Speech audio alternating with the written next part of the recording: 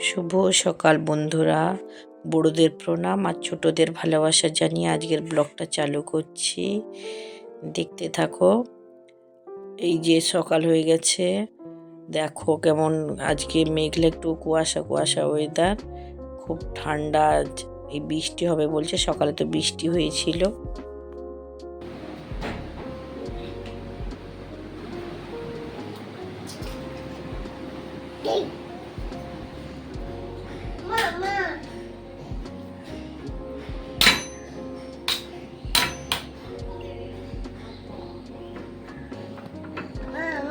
চলো বাইরে যাবো, চলো চলো চলো বাইরে যাবো, চলো। এখন একটু ঘর চলে যাও, দাদা ভাই পড়াটা ধরে নে তারপরে।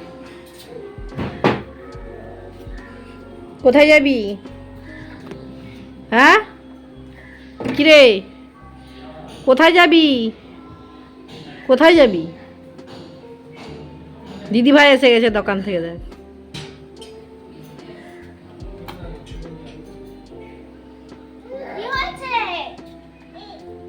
পড়ে গেছে ওখানে, ওই দেখ।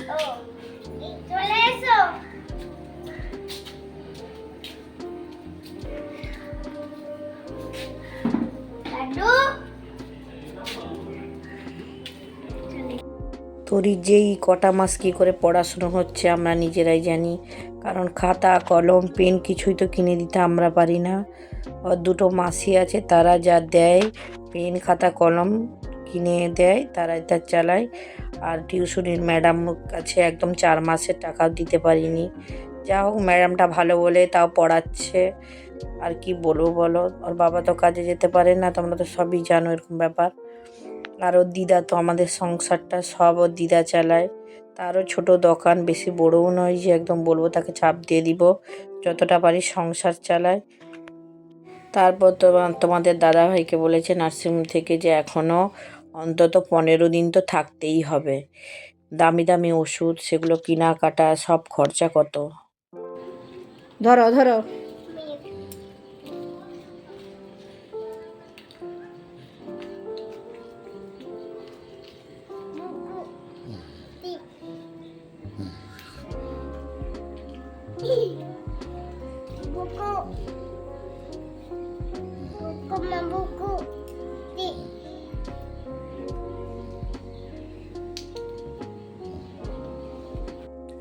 এই যে লাড্ডুর একটা ভাঁড় আছে, যেখানে ও সবসময় পয়সা রেখে দেয়। যে যখন যেখান থেকে পয়সা দেয় ওকে, সে ওখানেই দিয়ে রেখে দেয়, একদম উল্টো পাল্টা খরচা করে না। কিন্তু তরিকে যদি দেয়, তরি এটা ওটা কিনে খেয়ে নেয়, কারণ এখন তো সেভাবে ওকে তো খাওয়াতে পারি না, বুড়ো হয়েছে, একটু লোভও আছে, খেয়ে নেয় কিনে। তার মা বাবা, তোমাদের দাদা ভাইয়ের মা বাবা হেল্প করেছে কিছু টাকা দিয়ে, আমার দিদি হেল্প করেছে 7,000 টাকা দিয়ে, বোন 5,000 টাকা দিয়েছে।